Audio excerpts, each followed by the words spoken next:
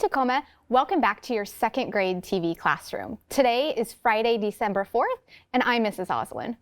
As always, let's take a moment to check in with your zone. Think about what emotion you're feeling.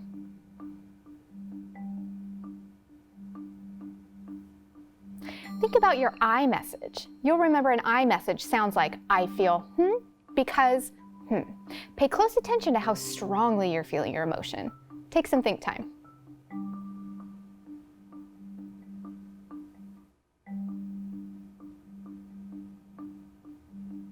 I'm going to model sharing my iMessage with Gus. Gus, I'm in the blue zone today because I'm feeling tired because I didn't sleep well last night, but I'm also kind of in the yellow zone because I'm feeling kind of silly just because it's Friday. Now, you take a moment to share your iMessage with your learning buddy, someone in the room with you, or with me on the screen.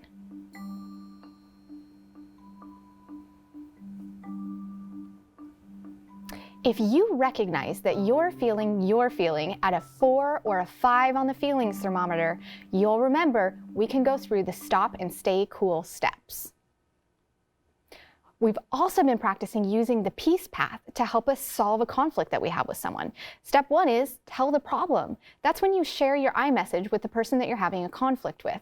And we learned that it's important when you're in a conflict with someone to say it back so that both people really know and understand how the other person is feeling as well. Step 2 is to brainstorm solutions. This is when you think about possible win-win solutions to the conflict so that both people get some of what they want and both people feel okay with the outcome. Step 3 is you come back together and you have a conversation and decide which win-win solution you're going to try to solve the problem. All right. We are going to continue with our letter writing learning. And before we get started, I want you to gather your materials. What you will need for today are your learning buddy and your Unit 2 ELA packet that's talking about letter writing and opinion writing. So gather those materials and then come back to me.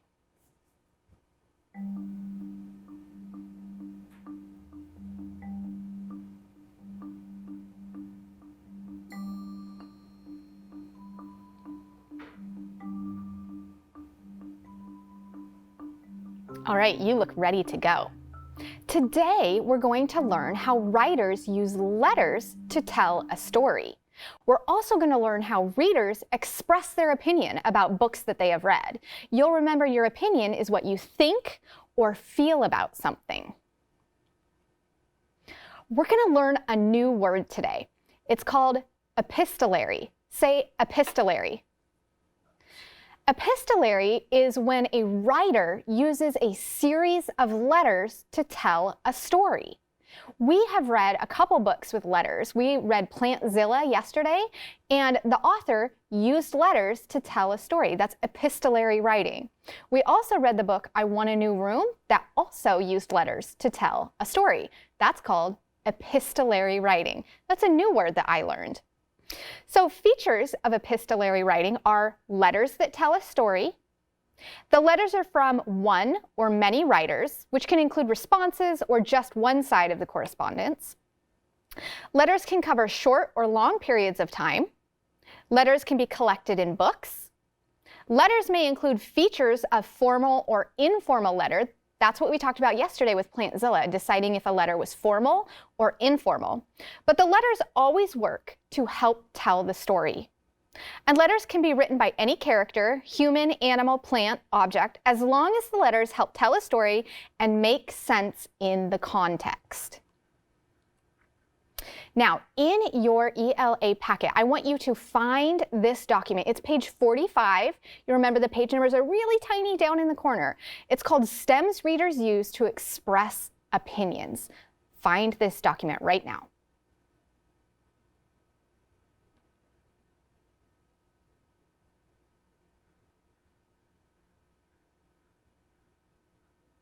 Okay, this document has what we call sentence stems, where it has the beginning of the sentence to help you express your thinking, but it's your job to fill in your thinking at the end of the sentence to complete the sentence. Using sentence stems can really help all of us because it frees up our brain space to think about just our opinion.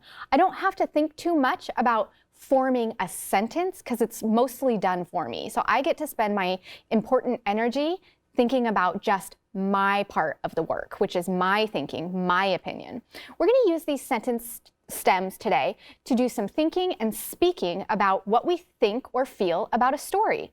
Some ways, these are not all of the ways that you could express your opinion, but some of the ways that you could express your opinion about the books that you're reading are to say, I think this character is making a good or bad decision because,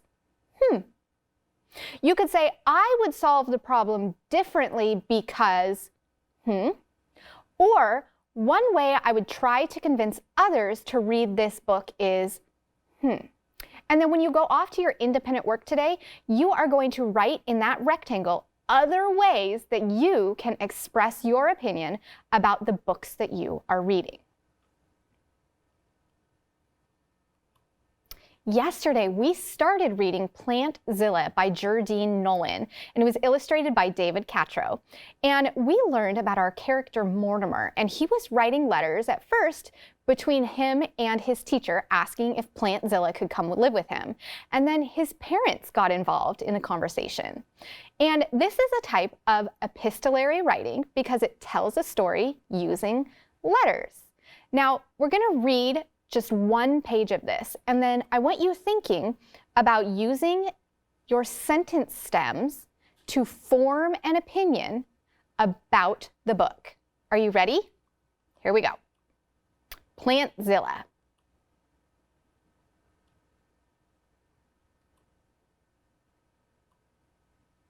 You'll remember yesterday we practiced using the illustrations to try to figure out what's going on in the story, and we talked about how the muted tones and the shadows, and then also looking at our character Mortimer and how he's sitting like this.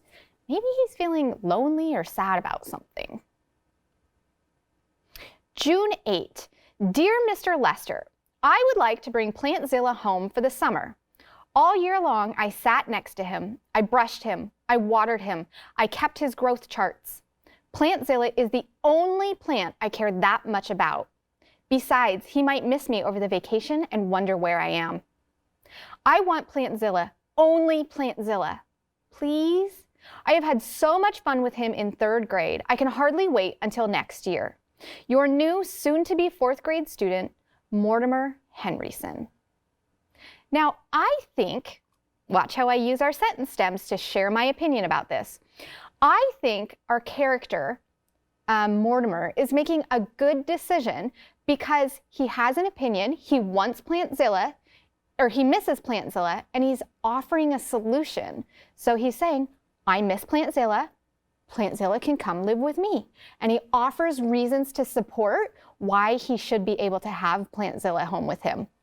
That's how I used a sentence stem to express my opinion about this book and this letter. And then you'll remember that Jardine Nolan goes on to use other letters to continue telling this story. That is epistolary writing. Do you remember I Want a New Room by Karen Kaufman-Orloff, also illustrated by David Catrow? This is the story of Alex, a character who writes persuasive letters to his dad, trying to get him to give him a new room.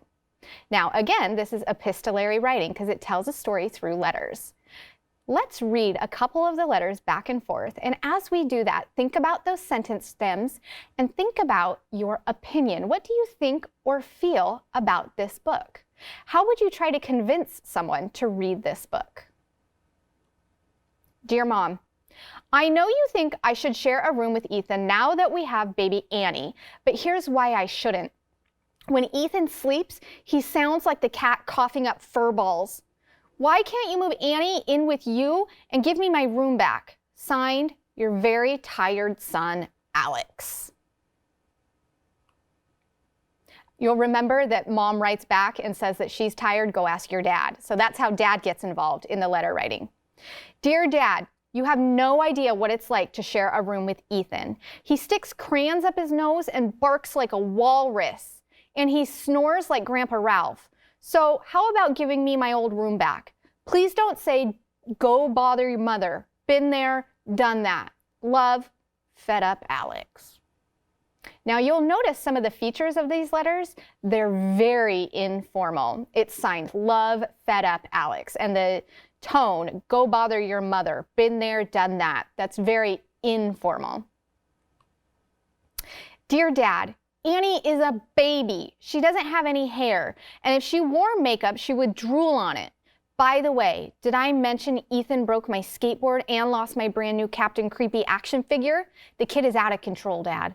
Love, your seriously upset child, Alex. Now, let's practice using the illustrations to tell what's happening in the story. Look at that picture. Do you see Ethan? Do you see the broken skateboard? Ethan's about to faceplant. It doesn't look very happy about it. That's how you can use the illustrations to help you tell what's happening in the story. Dear Dad, thanks for the advice. Now I know exactly how to handle this. Love, your diplomatic son, Alex. P.S. Diplomatic was one of my vocabulary words. Dear Dad, even Stinky's dog Lurch has his own room. That dog is treated like a king. He's got 6 pillows and his own TV. He and Stinky watch cartoons and eat cheesy popcorn every single night. I'm not even asking for a TV, just one little room. Love, your human son, Alex. P.S. Stinky got a D in lunch. So this informal letter does include a postscript, which is what P.S. stands for. You'll remember that's one of the features of an informal letter. Dear Dad, now you're talking. We could add a whole new wing onto the house. I can have my own bathroom with a hot tub, skateboard ramp, and bowling alley. What do you say, Dad? Here's a floor plan. Love, Alex the architect. You'll remember Dad responds with, what were you thinking about your room? And this is where in the story we start to think that maybe Dad is coming around to Alex's way of thinking and that maybe Alex has convinced or talked his dad into giving him his own room. This is how those letters are telling a story, epistolary writing. You'll remember in the end, Dad and Alex work together to build a treehouse. Now watch how I use one of our sentence stems. I would convince someone to read this book by talking about how funny it is in parts and how amazing the illustrations are. I really enjoy looking at the pictures and the detail and the color that David Catrow includes. That's how I used a sentence stem to express my opinion about the book, I Want a New Room. Now, I'm going to give you some think time. Think about your opinion of I Want a New Room. Think about our sentence stems. I would solve the problem differently because. I think the character made a good or bad decision because. Or I would convince someone to read this book by. Do some thinking.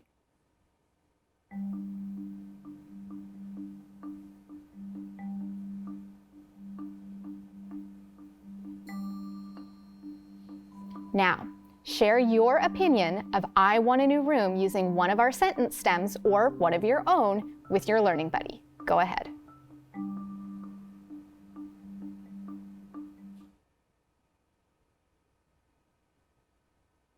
I hear lots of strong opinions about the book, I Want a New Room. Do you remember The Day the Crayons Quit? By Drew Daywalt and illustrated by Oliver Jeffers. This is a story written in the form of letters. It's epistolary writing where Duncan, our main character, gets a stack of letters from his crayons, and they are expressing their opinions to him about how he's using them, and they're not all very happy. You remember Beige? Dear Duncan, I'm tired of being called light brown or dark tan because I am neither. I am beige, and I am proud.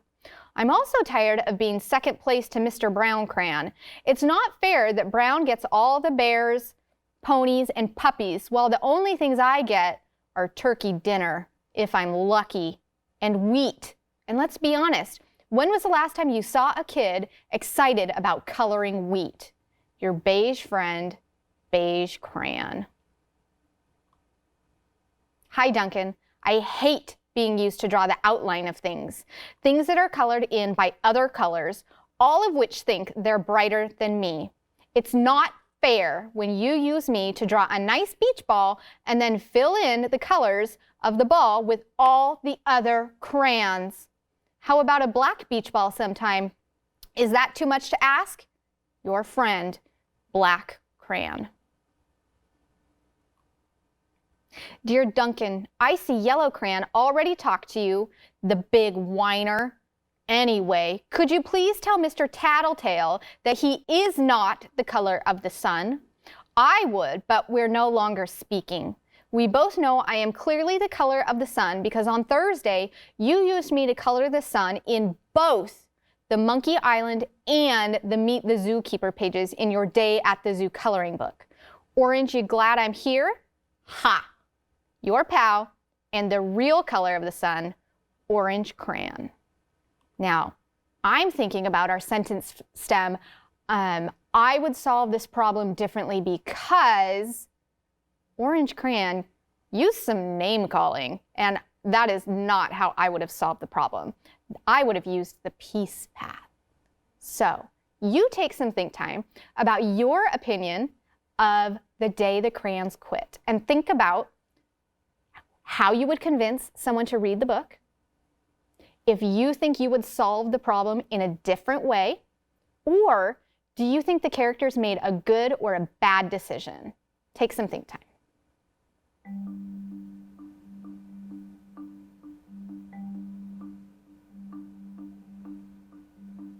Now, turn and tell your learning buddy your opinion of the book, The Day the Crayons Quit, using one of our sentence stems or one of your own.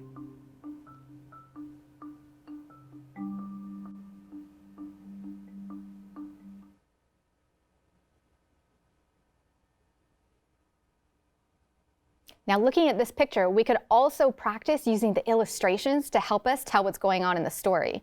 You'll see Orange Crayon is pretty amused or happy with himself. He's laughing. Yellow Crayon doesn't look too impressed. Yellow Crayon has their hands on their hips. They have one eyebrow up. They don't look too happy. They're even frowning. Today, we learned how writers use letters to tell a story. It's called, that's right, epistolary writing. We also learned how readers express their opinion about a book that they've read, using a sentence stem or using your own sentence. Today, your assignment is to write a letter between two of your favorite characters. It could be between two crayons, that from your imagination of what you think the crayons would say or do about how you are as a crayon owner. And I want you to write your opinion of your independent reading texts in your reading notebook, using the sentence stems that we practiced or coming up with your own. You're going to use these documents, the troublemaker words and tackle a word when you're writing to make sure that you're spelling these words correctly like a second grader. You're also going to practice reading a page in your Snapwords book like you would practice reading your word wall. You'll remember you can read it loud like a monster, scary like a witch, squeaky like a mouse, whisper like a secret, or invent your own. And if it's okay with you and your adult, they can record you reading a page in your Snapwords book and send it to us here at our TV classroom. And we'll either share it with everyone or we'll just tell them your way if you're not comfortable with us sharing your video. And there's our email address to send it to. You could also write it in a letter writing, and we'll read it on the air. And our address will be up at the end of the episode. Now, it's your 5-minute break. This is your opportunity to gather the materials that you will need for math, which are your whiteboard and marker. You already have your learning buddy, but you do need your counters. So take care of your needs and then gather those materials and be back here in 5 minutes, ready to go for math with Mrs. Wally. Thank you so much for reading and thinking and sharing your opinions with me today. I hope you have a great weekend, and I will see you on Monday. Bye.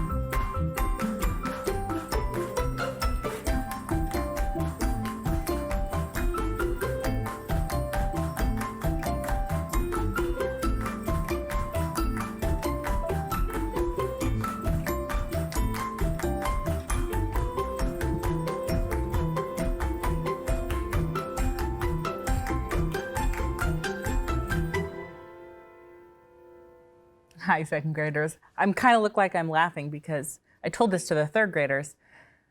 Every time, right before this camera turns on so that I can talk to you, I yawn, and I already feel like I'm going to yawn again. So, I don't know. It's very funny. Every single time, just something my brain does. How are you? Happy Friday. Let's do some math. It's Fact Fun Friday, so let's see how quick you know these facts. Are you ready? And go. What is it? Awesome. 6 minus 2 is 4. 7 minus 6. 1. What I like to do is look at those numbers and say, how many in between? It's just 1. How many in between? 3. How many in between? You know the friends of 10. 2. When I think of it that way, my brain doesn't go, I don't remember, because I have a problem with my brain. My brain sometimes thinks it doesn't know, but it does, or it takes a long time to bring the information from my long-term memory back up to my memory right now so I can tell you. So I've learned strategies like 10 minus 8, what is it? No. 8, 2, how many in between? And then my brain is calm, and I'm not feeling like a level 4 or 5, and I can think and get that fact out. So if you struggle with facts like I do, try that. It's very helpful. How many in between? Well, I know 5 and 5 is 10, and 1 more is 11, so it's 6. Nice job. And doing that is fluent. When people say you need to be fluent with your facts, that doesn't mean you can answer it in 10 seconds. It means that you can get an answer without having to pull out a bunch of tools and count on your fingers and spend 5 minutes trying to figure it out. Do you have a quick and efficient strategy to find the answer? Some people are fortunate. Their brains can just remember, and they're really good at memorizing facts. Other people, that's not how our brain works. So we use our brain the way it works to figure out efficient strategies for being fluent with our facts. Today, we're going to continue developing strategies for solving these word problems. So make sure you have a pen, a whiteboard, an eraser, and your learning buddy, and let's solve some problems together. Are you ready? Libby has 6 flowers. Now remember, I know some students just want to attack this problem and solve it and be like, I did it. But that's not the point of story problems. We're going to be talking about our model. Right now we're working on modeling. So we're not doing anything right now. We're going to read it 3 times and really understand it before we model and solve. Are you ready? Okay. Libby has 6 flowers. Then she picks up 8 more flowers. She gives 5 flowers to her teacher. Oh dear. Friends, how many steps is this problem? 2. It's more than 1 step. How many flowers does Libby have now? Whew. So what's going on here? There's someone named Libby. They have flowers and get more, and then they give some to their teacher. And what are we trying to figure out? How many flowers does Libby have now? What does that mean? How many flowers does Libby have now? What do they mean by now? Okay, so how many little flowers does Libby have after she picks all her flowers and then gives some to her teacher? Okay, so we have the Libby picking flowers part of our problem, and then the giving to the teacher part of the problem. Second graders, how many steps? 2. What do we do when we're modeling a 2-step problem? Yeah, put a line down the middle. Step 1. Step 2. We need to make sure that we're organized in our thinking. So we know it's going to be step 1 and step 2, and at the end of step 2, we're going to have an answer. All right. So we know we have 2 parts.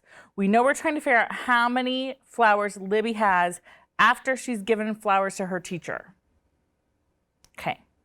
What information do we have? Yep. She has 6 flowers. She picks 8 more. And she gives flowers to her teacher. Okay. So what are we going to do first? What's our first step? What do we need to figure out first? How many flowers Libby has altogether?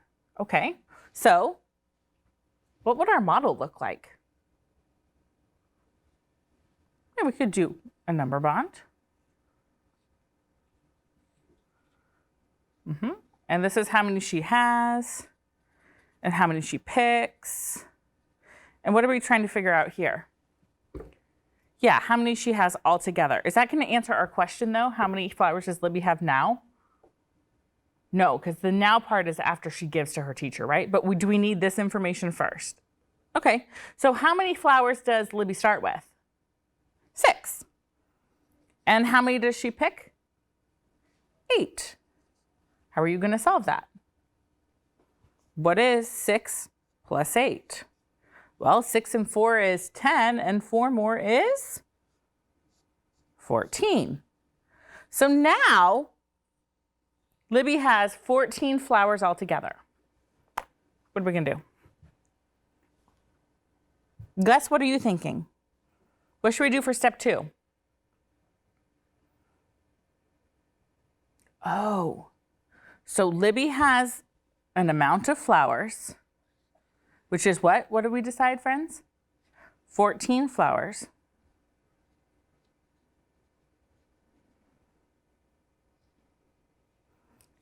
She gives this many, right? And then she has this many left. Does that work? Does that make sense? Does that match our problem? If she gives some flowers and she has some left, and we know she starts with 14, not flowers, flowers, words matter. Gives what? How many did she give? 5. Where's our question mark gonna go? Yeah, solve. See how when you have the models, it's easier to figure out how to solve. You don't have to question, do I add or subtract or multiply? We don't even ask that question. The model tells us what to do. We have a whole and a part, and you know what to do when we have a whole and a part. You have 2 choices. When I have students ask me, do I add or subtract? I say yes. And they look at me and I said, you can use either one to solve this. But you have to use it correctly. Look at your model. So in this problem, Libby's giving away, right? So if I'm giving something away, subtraction models that problem. She has 14 flowers after she picks. She gives away 5 flowers. Now, how many does she have? What is 14 minus 5? Yeah, it's 9.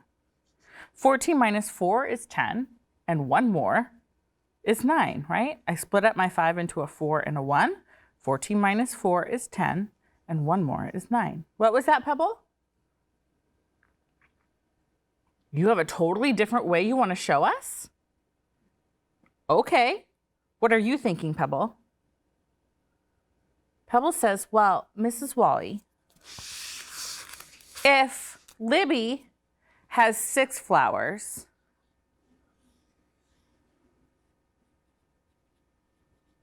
and she picks 8 more flowers, and then she gives 5 away, well, there's more than 5 in either of these groups. So I'm just going to take 5 away from the 8. And that gives me 3.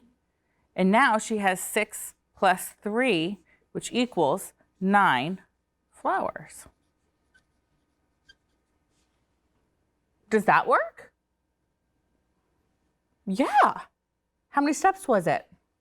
Still 2. But it's a different way of thinking about it.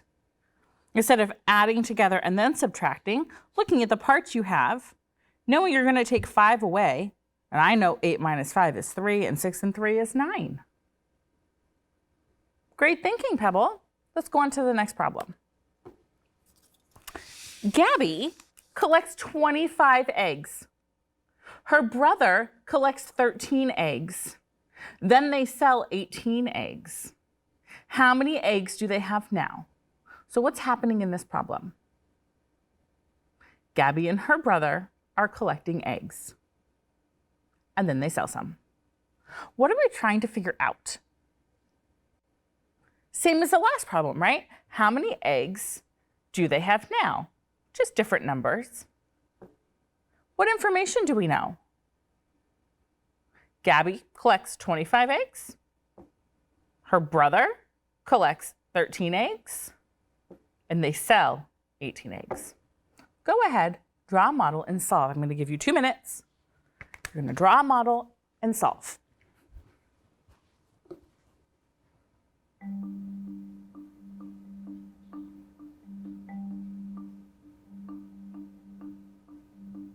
I'm going to peek at something. Yeah, that's what I thought. Okay, we're good. I just wanted to make sure my picture was there. So, Mr. Kevin, we won't use the whiteboard for this next part, so we can just have the PowerPoint up.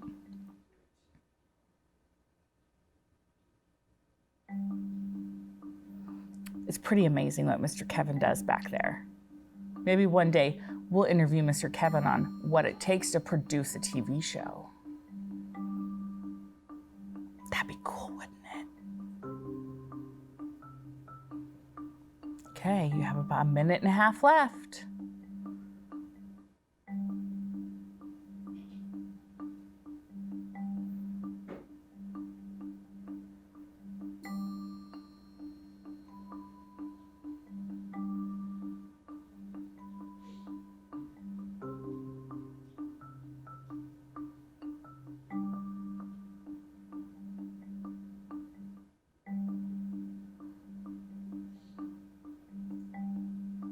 You're almost ready?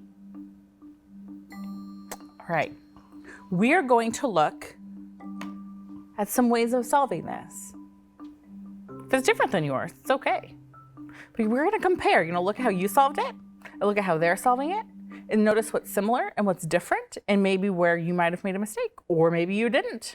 We're just going to look. Strong mathematicians look and observe. Are you ready? It says, you can draw a picture of each step. Step 1, 25 eggs plus 13 eggs. Step 2, 38. How did they get 38 eggs? Right, they counted up all those eggs, right? And then subtract 18 eggs and then count what's left. Right? Yeah. How many people did it that way? Great. Or you can make a model of each step. We've been practicing making models a lot, haven't we? Which way do you think is more efficient? This way or this way? Which way are you going to make less errors? Which one gives you more space to make a mistake? Yet this one, right? You could miscount an egg. So that's why we're trying to move away from having all the counters because our numbers are getting bigger. And as our numbers get bigger, it gets harder to keep track of all the little pieces. But you're strong mathematicians. You've done a great job in math. Now you're ready to kind of consolidate your pictures into a model and use that model to help keep track of your thinking. So take a look at the model. What did they do for the first model? Yeah, they put 25 and 13 together and got 38. And then what did they do for the second model? They had the 38, they have the 18, and now they know they're trying to find the other part. So we're going to go back. It says, look at picture it. So that's the picture of the eggs. Write an equation for step 1. Just step 1, just this step. What would the equation be?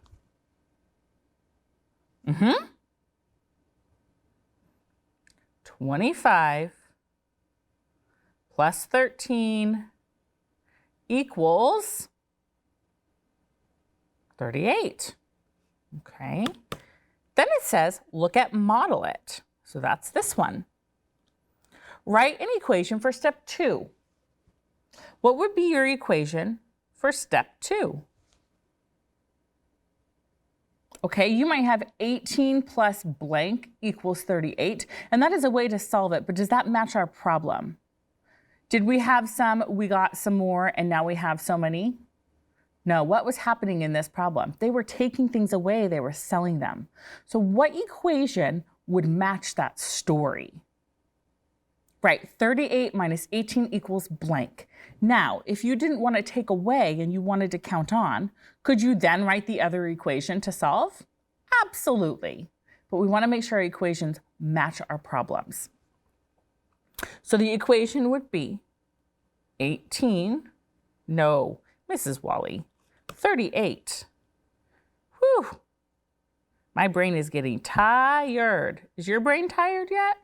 38 minus, what was the other part? 18 equals blank. Well, what's 38 minus 18? 20. That was quick, wasn't it? So how many eggs do Gabby and her brother have now? 20. Is that what you got for your answer? 20? Awesome job. We are going to go right to here. I'm deciding which one I want you to do. Let's do this one. And we're just going to keep this up. We don't even need the whiteboard. There are 2 bottles of juice that each hold 32 fluid ounces. So we've got 2 bottles of juice, same size bottles. Julia's family drinks 48 fluid ounces of juice. How many fluid ounces of juice are left? So what's happening here? The family has 2 bottles and they drink some. And we got to figure out how much is left. So the question is, how many fluid ounces are left? What information do we know? We know that there are 2 bottles of 32 ounces. We also know that they drink 48 fluid ounces. What's your step 1? What are you going to do for step 1? Yeah, we need to know how many fluid ounces they have altogether, don't we? Go ahead, draw your model on your whiteboard for step 1, and then I'm going to do it. I'm going to give you just a few seconds. If both bottles are 32 fluid ounces, this is going to be 32, and this is going to be 32. What is 32 plus 32? 64. Okay. Now what do we do? Okay, so 64 is now our whole. That's the amount of juice they have. And what do? They drink 48 fluid ounces, and we're trying to figure out how many fluid ounces they have left. So you're going to take 64 and subtract 48. Well, I have to regroup, so I'm going to use a number line. 48 to 50 is 2. 50 to 60 is 10, so that's 12. And 4 more is 16. There are 16 fluid ounces left. That number line looks like this. Whoops. Pen, white, there we go. 48, 50, that's 2. 50 to 60, that's 10. 60 to 64, that's 4. 10 plus 2 plus 4 is 16. Today for your homework, you're going to work on 2-step problems using these models, pages 233 and 234. Did we model the problem today? Did we choose efficient strategies to solve? Did we identify the answer? Did we talk about our thinking? Yeah, we developed strategies to solve 2-step addition and subtraction word problems fluently. Kiss your brain, 2nd graders. Don't forget that on December 9th, Superintendent Carla Santorno is going to be here, and we're going to learn all about her and get to know her a little bit. She's the person who leads our district, and so I'm excited for you to learn about her. Then on the 16th, Tacoma Fire Department's going to be here, and we get to learn about a day in the life of the fire department. It's going to be great. Don't forget, we would love to hear from you. Our email address is down below, or you can send us mail. In the mail, at the end of our show, there's a mailing address. And now it's time for our affirmation. And this is one I did with 3rd grade today because I haven't done it with you yet this week, 2nd graders, and it's one I do every week, which is, I matter because you matter a lot. We care about you so much. And I think next week, when you hear from our superintendent, you're going to realize just how much you are cared about. So take a deep breath in. My turn. I matter. Your turn. Great job, second graders. We'll see you tomorrow. Bye. Hey kids, we want to see your work.